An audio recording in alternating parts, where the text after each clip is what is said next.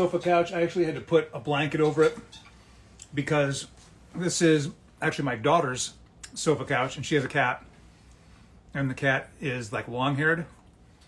Yeah, it's a whole thing. So I'm just gonna go ahead and throw a blanket over it. Last time I was on a sofa couch at a friend's house, and I said, listen, everyone needs to do one act of kindness. And the stories you guys DM'd me with were just beautiful. I mean, it was fantastic. I love those stories. Some of you, the things that you did, like I literally just breaking down emotionally, just thinking about all the things that you guys did. So thank you for responding that way. That was really what that was all about. People are like, what is wrong with you? Are you homeless? Why are you on a sofa bed? So I explained it that way. This time I'm on a sofa bed because I'm visiting my daughter, and this is what she has, sofa bed. Kind of long hair cat covered sofa bed. All right. So I wanted to let you know, t-shirt, do you ride? Yes, I do. Really funny story actually about this whole t-shirt and jacket. I'm gonna make a video about it. I'm gonna drop it later tonight because this jacket and the shirt both has an interesting story behind it, and I don't want to talk about it. I'm just gonna show it. I'm just gonna drop a video about it. So yeah, I've got the cheapest Harley that they've ever made. It's just a street 750, but it's kind of a starter bike because I hadn't ridden in 30 years. I had a bike in college, and then got married, had kids, and you're really not allowed to have a bike when you got a wife and kids. It's just too risky. Some of you guys can handle it, but I couldn't. So I gave my bike away, and now as I go through my midlife crisis, I was required to. I didn't really want to, but when I read the paperwork about going through a midlife crisis, it said you had to buy a bike, and I'm like, dang, wish I kind of knew that before I was going to go through it. But so I got a Harley, and I'm loving it. It is, it's like freedom, just going through the street and wind flying through your hair and just seeing everything in a blur. It's just, I can't even describe it. But yeah, love my bike. Some of you have been asking me about my Ogani, and like I said, I'm not going to answer a lot of questions. I'm trying to keep my private life private as much as possible. And then I know the argument. I already know. I'm way ahead of you. You're going to say, when you sign up to be on reality TV, you give up your right to privacy. Yes and no. Yes. The world does definitely know my business. But no, I'm not actually required to accept trolling, hate, mockery. I don't have to, and I thought I did. I'm like, oh yeah, I was on TV, so I have to put up with it. But then someone said, no, you don't. You can actually block people, and you can keep your life full of positivity. And I found, wow, that's a lot healthier mentally. So I've been kind of doing that. But I will tell you, as I tell everybody, that love always wins in the end. And you can take that for whatever you want it to mean, but love always wins. All right, so almost halfway done with this orange. I've only got one more and then I'm done. I wanted to discuss something that my lawyer said, do not do this. Do not discuss it. You're an idiot if you talk about your arrest and, an ongoing thing. And I said I have a really hard time listening to people. I'm trying to take it in, listen to good advice, but it's kind of already out there. And what I found is in the media, there's a certain narrative that people need. The truth is secondary to the narrative that they need to hear and feel.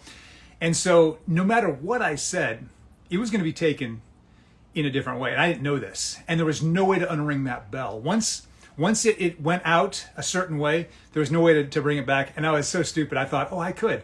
All I got to do is tell the truth, and that clears everything up. Nope, it doesn't do it. First of all, I don't have a forum or a stage loud enough to overcome what's already been said. So however many, people are on here, got, I think last time it was like 500 people that watched this, and then maybe 5,000 afterwards that watched something like this. It's not enough. So I'm not here to correct anything. I'm not here to explain anything, but I did want to talk about it for a certain reason. I'll tell you why. So a couple years ago, I'll just go ahead and tell you the story again, and go ahead and mock me all you want. But I will say this. I never said a homeless couple poisoned my drink and drugged me. I never said that. Look through the articles. that I didn't say they did that.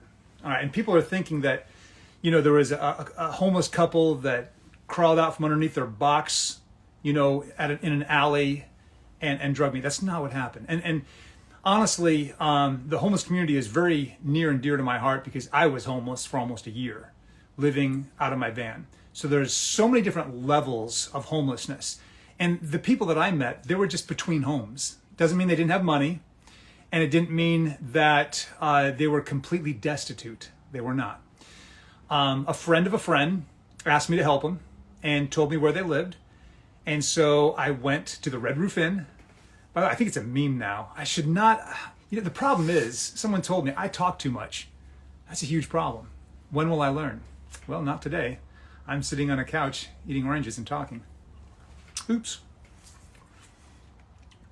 So, I go to the Red Roof Inn, and there's a party going on. It's a party. That's exactly what's happened. I walked into a party. There was 4 or 5 people there. There was someone in the bathroom that eventually came out. And there was a couple. And they had all their life possessions in there. They had a cat running around and boxes. And they were between homes. And like I said, they're not destitute. They were homeless and they didn't have a home. But, they had money. So they offered me some wine. And that was my problem. And so I'm going to tell you right now, and I'm going to repeat this several times throughout this live, I take full responsibility for what I did. I was wrong. I take full responsibility. I should have never accepted a drink. Not if I had not seen the source, not if I didn't see them open it. Everyone knows this. I think maybe men know it a little less because that actually is a little more of a female-dominated problem with females taking drinks from men, and that can be, something you have to really be very, very cautious of. And it just wasn't on my radar. And I was trying to be nice. I came in, so I accepted a drink, and I put it on an end table. There was a bunch of other, people's drinks there. And I either picked up the wrong one, or I picked up mine, and they had spiked the wine with a drug I'd never even heard of. So that's what happened. I mean, it's a pretty simple story. I started feeling really tired. I left. I knew I couldn't even make it home. I was so tired. So I stopped at a hotel and I lost the next 24 hours, just gone. And this drug that was in the wine, it stops your brain's ability to make memories. So I have amnesia of the next 24 hours. I have a couple just real dreamlike memories of things that happened, but not much. And so I don't know who did it. And maybe it was my own dumb mistake, but here's the thing that I really want to emphasize. It was my fault. I did it. No one forced me to drink it. I drank it. And so the next day, got in my car, got into just a single vehicle accident, just hit the curb, basically. People helped me push into a McDonald's, and the police were called. And they did an alcohol test, and they found there was no alcohol in my system. So it was not a DUI. And unfortunately, that's how it was reported. It was reported as a DUI. And it was not. It was a drug, and I don't know what to tell you. I always try to say it, and then I say it wrong. Flobromazoid. I'm going to say it wrong. Flubromazoid. I think that's it. Okay, whatever it was, it was in my system, and so they arrested me, and eventually I got probation. And then just a few months ago, I moved to North Carolina, and they gave me a summons that I missed. I missed it. And once again, that was my fault too. Completely my fault. I should have given them the correct address. I should have gotten the mail on a timely fashion, and I did not. And after not hearing from my PO officer for a while, I gave her a call and said, "What's up? I know there's, holiday testing coming up." And she said, "You're not my responsibility. There is a warrant out for your arrest." And I was just shocked. I said, "Why?" And she said, "You missed a summons." So as soon as I could, I drove back to Michigan, turned myself into the court, and we would have taken care of it right there, but the judge was on vacation. So they needed to hold me over. And to do that, they just give me bail. And I couldn't pay the bail right then. They wanted it in cash. So I was processed, and I went to jail for a day and a half. And it was a very eye-opening experience. And that's really what I wanted to talk to you about. And I don't want, honestly, I do talk too much. I over-explain, And when you over-explain and talk too much, people just don't believe you. So I'm here to tell you, I don't care if you believe me or not. It matters very little to me. I was an idiot for getting myself in the situation. I know I was an idiot. It was a lesson learned, and it will never happen again. You know, that is what I've learned. It never happened before then. It will never happen after. But I take full responsibility. I put people in harm's way when I got behind the wheel of my vehicle. And whether I could help it or not, or knew what was going on or not, is not the point. The point is I deserve to be punished for that. It was very, very wrong. And so I fully accept my punishment. And then when I missed my hearing, missed the court date, you know, I ended up in jail. You know, we couldn't take care of it right then. And so I ended up going to jail. And that's what I want to talk about. So being processed into a county jail is like nothing I ever understood or knew. I had no idea. It is not just humbling, it's humiliating. It's traumatizing. It's very scary, very scary. The people that you meet, you could be stuck, you know, with people that you don't know their records or their backgrounds. And I'm sorry, guys, I know you guys are commenting, and I want to try to get to all these as much as possible. It says, if you were spiked, they would know based on what drug tested positive for. Was there any other drugs? No, there was no other drugs. It was one drug called flubromazoid or flubromazod, something like that. And that was the only one they found. And so, yeah. Anyway, none of those details are important to me. You know, and like I said, I'm not here to explain it or to defend it in any way. I am not defending it. So here's the problem. The problem is there are people in the court system and that are in jail that have absolutely no hope. No hope at all. Now, I had hope. I was actually able, after a day and a half, to get bailed out. When I was there, they only let us out for 2 hours during the 24-hour period. Every 24-hour period, you were only out of that cell for 2 hours. And the cell consists of a toilet, a metal bunk, and like a half-inch thick mattress. No pillow, no blanket. You're just in there. And it's terrifying. You don't know who you're going to go in there with. And then I thought, well, here's an opportunity just to write my thoughts down. There's no paper. You can't ask for anything. If you ask for anything, they note who you are, and you're done. You're done for the rest of the day. They will retaliate because you're causing trouble. I remember I needed contact lens solution for my contacts, and I asked for that. And they said, oh, you're going to make a big stink about this? Is this going to be your issue? And I'm like, no, they're going to dry up, or I got to take them out. And they're like, oh, so you want special privileges? And they just, like, from then on, they were just ragging on me like it was bad. And I realized you don't ask for things. Keep your head down. Comply. They had my hands, you know, shackled to my waist, and then my waist shackled to my feet. I was processed. It took maybe 6 hours to be processed. You don't get a toilet during that time. You are stuck in a room with a bunch of other guys, and it's just, it's traumatizing. Like, it will teach you never to go back, for sure. But the men that I did meet and talk to, some of the guys have been there for a long time. Some people had just cyclically been in the system.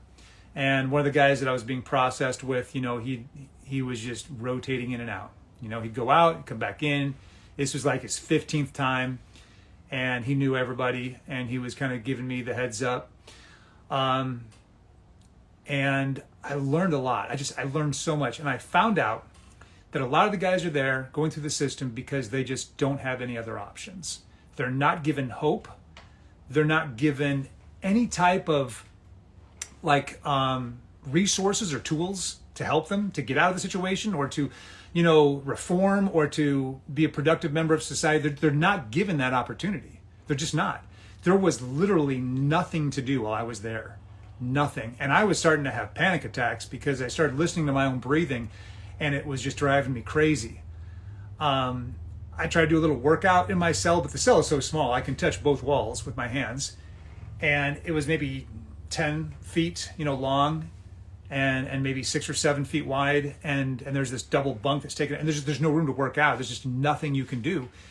And like the boredom was real. I can't even express to you. And when you finally get out for your 2 hours, that 2 hours goes by in a minute. And I'm only giving you an experience of someone that was in jail for a day and a half.